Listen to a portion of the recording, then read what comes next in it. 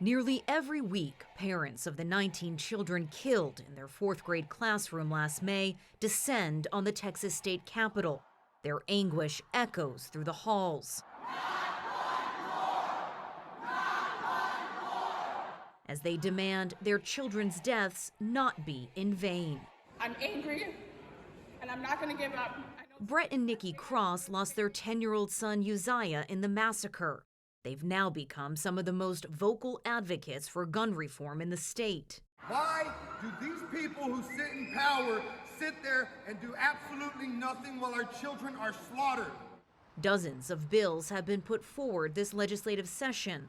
One would raise the age to buy certain semi-automatic rifles to 21 from 18, the age of the Uvalde shooter. Others would expand background checks and strengthen safe storage requirements.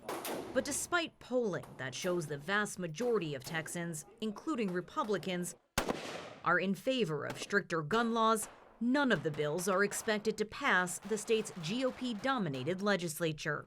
You would think that there might be some sort of sensible middle ground, that there might be some ways of tracking guns or some ways of sort of addressing some public safety issues with firearms, but yet we haven't seen any movement at all, and it's basically the same this year that it was last year and the year before that. We gotta get in there. At the national level, Uvalde was horrific enough to spur a rare bipartisan gun bill, expanding background checks and unlocking funding for mental health services.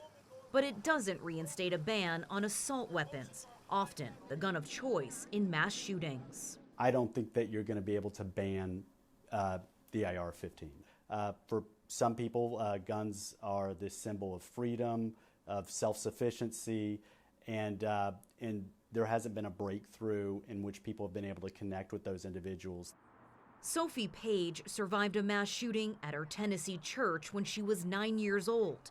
She says the lack of gun reform complicates the healing process.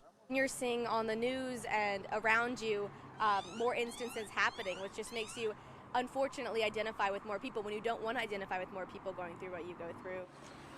The group of people Sophie can identify with grows by the day.